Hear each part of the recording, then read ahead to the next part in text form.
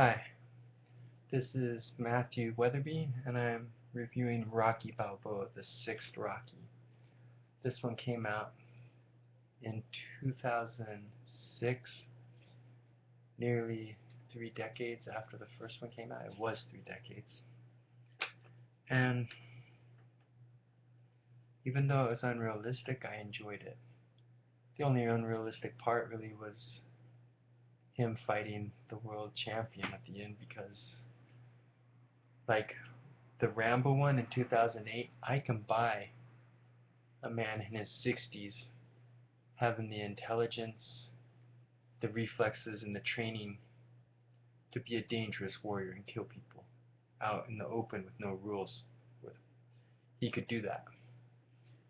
But I can't buy a man in his 60s going to the absolute top of a world-class athletic sport, because even though you can be really, really impressive for your age and dominate people your age and be so good for your age that you can dominate lesser people that are younger than you, you can't be so good for your age at that age that you go against the best in the world who are young.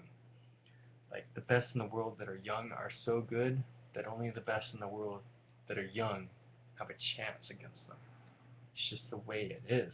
Like, yeah, you don't see any 60-year-olds in the NBA. You don't see any 60-year-olds in the NFL. You don't see any 60-year-olds in professional boxing.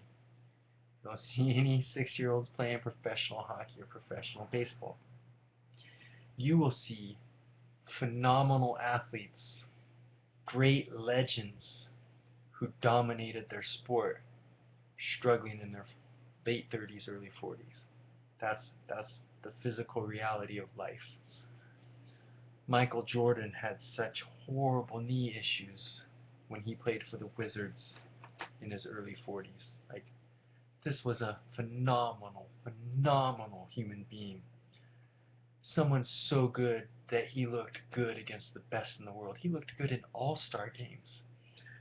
Like, he was insanely good. And he was a insane specimen of a human being. He defied the odds all the time. He had like this great mind-body connection, this great will, this great desire to win, this insane competitiveness. He could force himself to heal just using his mind, it seemed like. But when he was in his early 40s, his knees just were shot. And it was craziness. Like, his whole life he'd been able to defy the odds and stuff, but he couldn't pull it off this time. This is Michael Jordan. He was incredible, and he couldn't do it. So I don't think it's realistic that this Rocky character in his 60s would be able to be a world-class boxer and go against the champion of the world.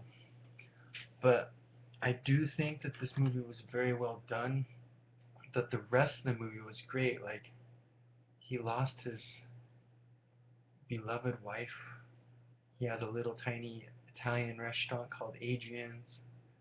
His interaction with his boys, interaction with his friend of so many years, Burt Young, who played Paulie, and like getting to go back with his trainer Duke, who was Apollo Creed's trainer. There was a lot of good characters, a lot of good relationships, a lot of nausea.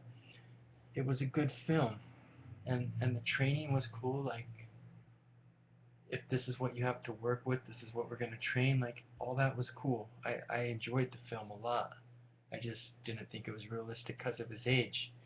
But because of how old he was, they did write the story to make it as believable as they possibly could given the unrealistic premise. And so that did help with the suspension of disbelief a little. It was a fun movie to watch. So I probably, story-wise, like it third. I think that the original Rocky and this new movie Creed are the two best. Enjoyment-wise, it might be like my fourth favorite. I do enjoy it a lot, but like I mentioned in my Rocky 4 review, I just love the fictional character Ivan Drago so much that in spite of all the unrealistic stuff and all the stuff that irritates me, I still love that movie until I watch Rocky fight and beat Drago. I hate that Drago loses, but that's the way a Rocky has to be. So yeah, this is a really good movie, but it's still unrealistic. It's definitely worth watching. It's fun to watch. So recommend it. I just don't think it's realistic.